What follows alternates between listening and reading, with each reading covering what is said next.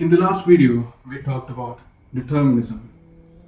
The most famous expression of determinism is given by an entity called Laplace's demon.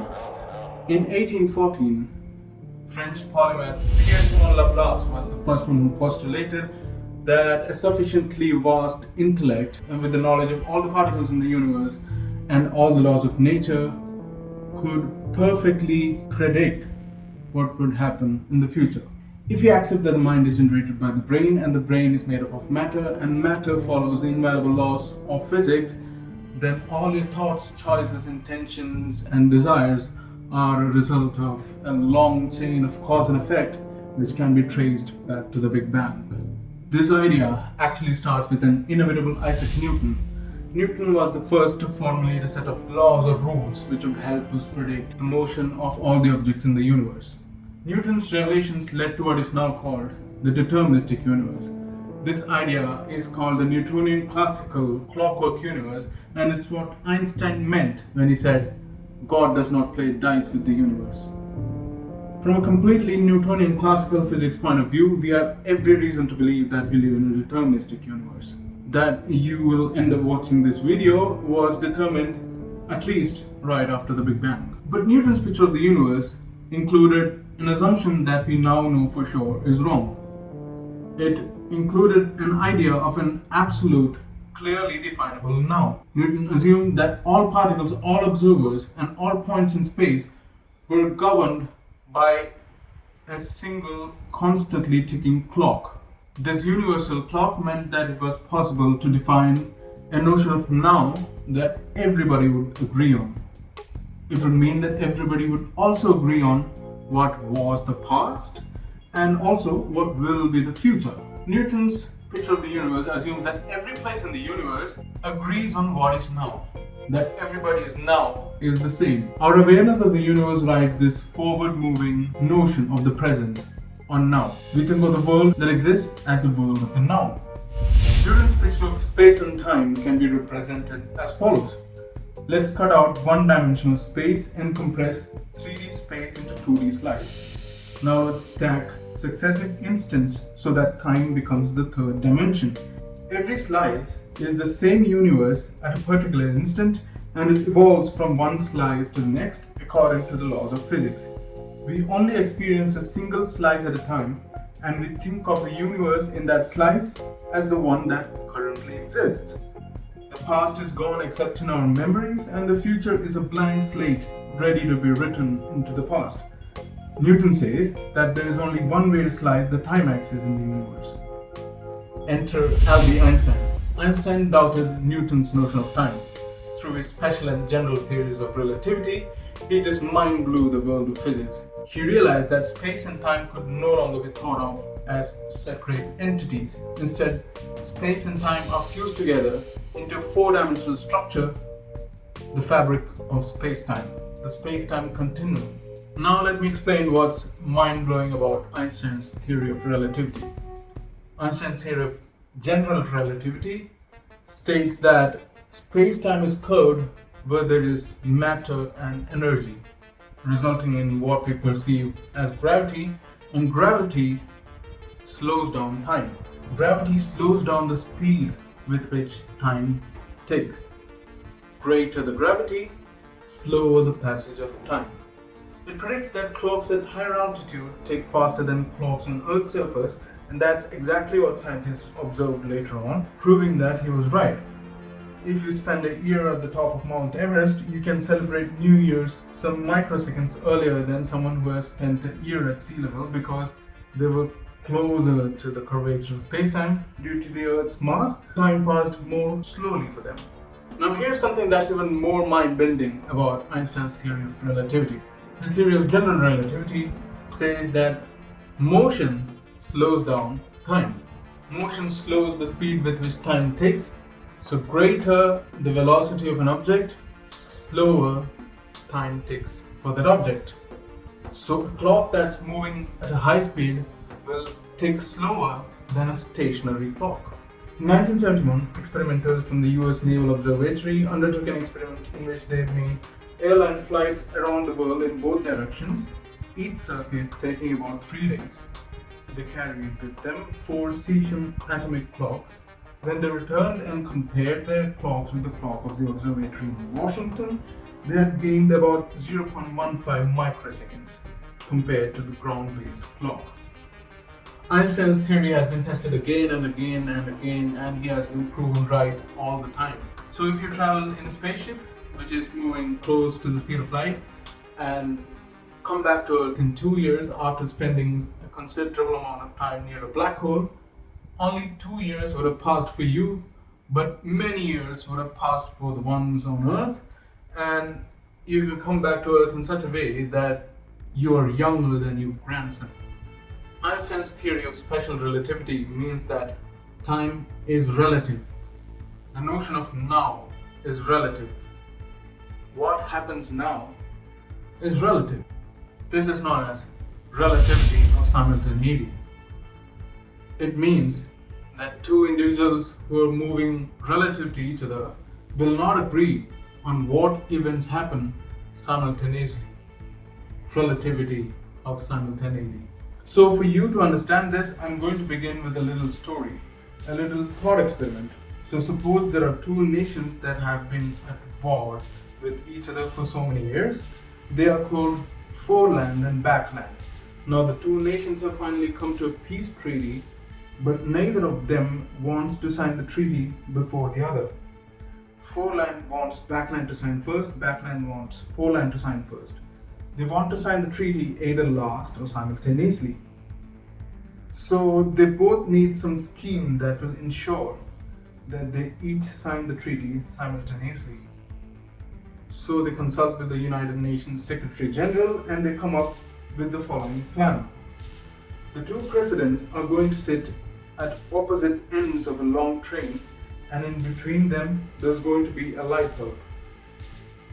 The bulb will initially be in the off position, and then the Secretary General will turn on the light bulb, sending the light heading left and right. And since the speed of light is constant, it isn't affected by the direction in which it moves and the frame of reference. Speed of light is always a constant. Since each president is equidistant from the bulb, the travel time to each president's eyeball will be the same. When they see the light, each president picks up the pen, signs the treaty, and that's how they will sign simultaneously. Now the Secretary General has an additional idea in this scenario. He says, hey, when you sign the treaty, why don't you let the inhabitants of the two nations watch the signing ceremony live by doing it on a train that goes right along that track in front of them while the treaty is being signed, and both presidents agree with the idea. Now we will begin with the perspective of those on the train, the two presidents and their respective officials. So there's the two presidents. The president of foreland is facing forward in the direction of movement of the train. President of backland is facing backward, opposite to the direction of the movement of the train. That's where the names of the two come from, alright? The bulb was in the off position, and then we turn on the bulb. The light beams head towards both presidents at the same speed. They're both equidistant from the light source. It hits them at the same moment. They pick up their pens, they sign the treaty, and everybody's excited. But then, all of a sudden, surprisingly, the guys on the train get to know via phone that riots have broken out. You can see it here on the platform. The inhabitants of two nations do not agree that the presidents signed at the same moment. They claim that the president of foreland signed first and the president of backland signed second. Let me show you why they come to this conclusion. Let's run the scenario again, but now not from the perspective of those on the train, but from those on the platform. Here's what they see. The light goes on and the president of foreland is running towards the light, so it hits his eye first. The president of backland is running away from it, so it hits his eye second. The speed of light is constant, it's just that the president of foreland is heading towards the light, so the light doesn't have to travel as far to reach his eye. Boom! hits the president of foreland first, and then boom, hits the president of backland second, because he is running away from the light. Light has to travel farther to reach his eye. Light hits the president of foreland first because he is moving forward. So in other words, we have two perspectives that we can summarize. The perspective of those on the train, light goes off, heads in both directions, equidistant, hits both eyes at the same moment simultaneously. And the perspective of those on the platform. President of foreland is heading towards the light, therefore it hits his eye first. Light doesn't have to travel as far and hits the president of backland later. According to those on the platform, because the president of backland is running away from the light, light has to travel further. So now, who do you think is right? The people on the train or the people on the platform? The answer is, they both are right. It's not that one perspective is right and the other is wrong. Both perspectives are right. According to those on the train, the events of the two presidents seeing the light and signing the treaty are simultaneous. But according to those on the platform, the signing of the treaty by both presidents is not simultaneous. This is relativity of simultaneity. It means simultaneity is relative. What happens now is relative. Your now is not my now, but all perspectives are right on what happens now as long as their measurements are accurate. The difference we see between past, present, and future may only be an illusion in our day-to-day lives. We experience time as a continuous flow, but it can also be useful to think of time as a series of snapshots of moments, and everything that happens can be thought of as the unfolding of moment after moment after moment. And if we picture all moments or snapshots lined up in a transcendental God's eye view perspective, we would be able to see every event that has ever happened or ever will happen, every location in space, and each and every moment in time, from the birth of our universe at the Big Bang some 14 billion years ago, to the formation of stars in the Milky Way galaxy, to the creation of Earth 4.5 billion years ago, to the time of the dinosaurs, to events happening on Earth today, like me creating this video, to humans going to Mars, to me dying someday in the future. What is happening right now for me? The ticking of my watch, a bird flapping its wings outside, a meteor hitting a satellite, an explosion of a star millions of light years away. These and all other events that I think are happening at the same moment in time, but in different regions of our universe, make up what I intuitively think of as now. You can picture them as lying on a single slice of space-time. Let's call it a now slice. Common sense would say that you and I and everyone else will agree on what's happening now or what exists right now. But Einstein showed that strangely, when you take motion into account, this common sense picture of time goes out of the window, like we saw in the train experiment. Let's think of space-time as a loaf of bread. Einstein realized that just as there are different ways to cut a loaf of bread into individual slices, there are different ways to cut space-time into individual now slices. That is, because motion affects the passage of time, someone who is moving will have a different conception of what's happening right now, and so they will cut the loaf into different now slices. Their slices will be at a different angle than mine. The moving person will be carving out these slices at a different angle. They won't be parallel to my slices of time. Now imagine an alien here in a galaxy 10 billion light years from Earth, and way over there on Earth, that's my friend Rio. Now if the two are sitting and not moving in relation to one another, their clocks tick off time at the same rate, and they cut the same now slices straight across the loaf. But see what happens when the alien hops on his bike and rides directly away from Earth. Since motion slows down the passage of time, their clocks will no longer tick off time at the same rate, And if their clocks no longer agree, their now slices no longer agree. The alien's now slice cuts through the loaf differently. Its angle towards the past. Since the alien is biking at a slow pace, its now slice is angled to the past by only a minuscule amount, but across such a vast distance, that tiny angle results in a huge difference in time. So the alien's angled now slice, what he considers is happening right now on Earth, no longer includes Rio, or even 40 years earlier when Rio was a baby.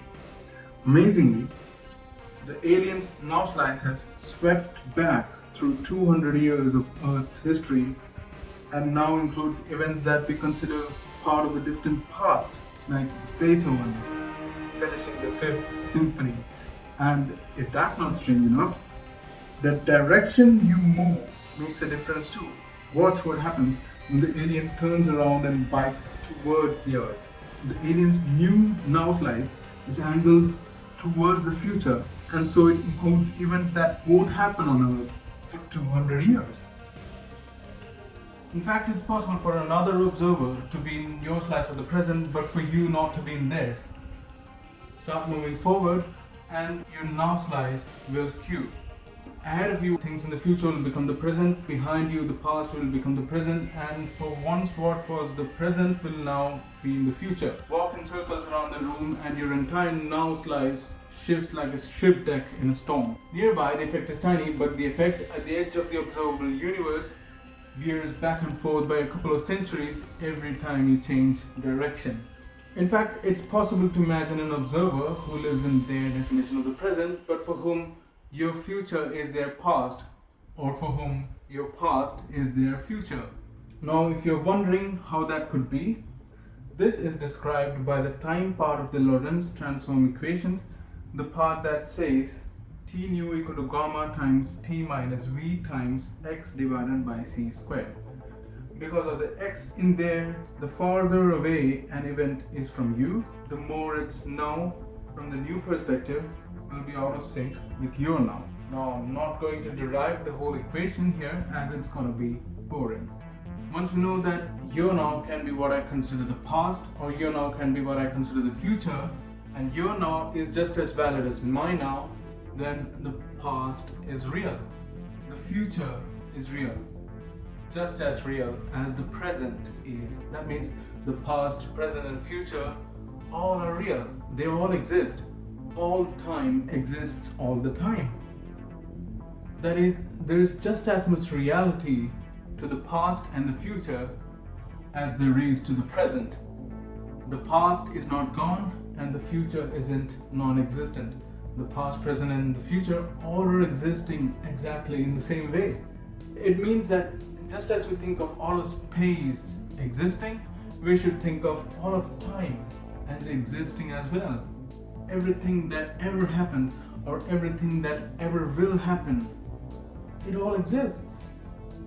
From the Renaissance to the signing of the Charter of the United Nations, to that very special date of yours, to the day when you die, to the day when the first humans will land on Mars, all of it exists, all of it is real.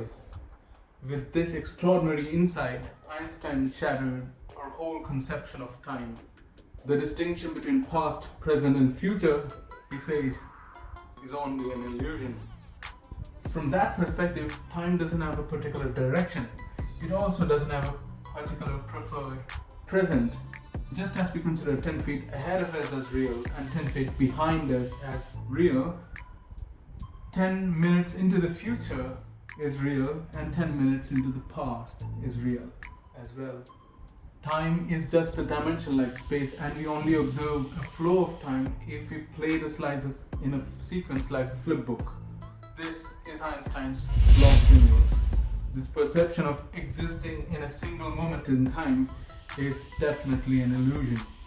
Another way to think about it is that 4D spacetime is like a DVD, and our subjective experience is the music coded in the books. The story has already been told, the video of your life has already been updated, you're just witnessing the story now. Your entire life was like this video upload, like a DVD. The story of your life is already on that DVD. You are just forced to experience your DVD one moment at a time. The past, the present, and the future is all there like a DVD. A drama might be unfolding in the movie you recorded on the DVD, but nothing about the DVD itself is changing. Viewed from outside, the whole thing exists, but the story only unfolds if played in the right direction. It means all time exists all the time. But how does this give us a deterministic universe? Well, if our perception of the present is just as valid as any other observer's perception of the present, then the past, present, and future is real, just like I said. This supports the philosophical stance called eternalism, the idea that all of space and time exists from a sort of transcendental God's eye view from outside of both space and time. And it suggests a deterministic universe in which every slice through the block universe is determined by every other slice either ahead of it or behind it. They're all connected by the unalterable laws of physics, and we don't have the freedom to change it. I'm sure this video was mind-blowing for most of you. If you like the series, stay tuned and stay curious. This time it was time for time in Einstein's space-time. Next time I will see you in some time when I have time, as I'm out of time to talk about time. I've been Curiosity, and I'll see you in the next one. Or maybe you've already seen me in the next one. Laters.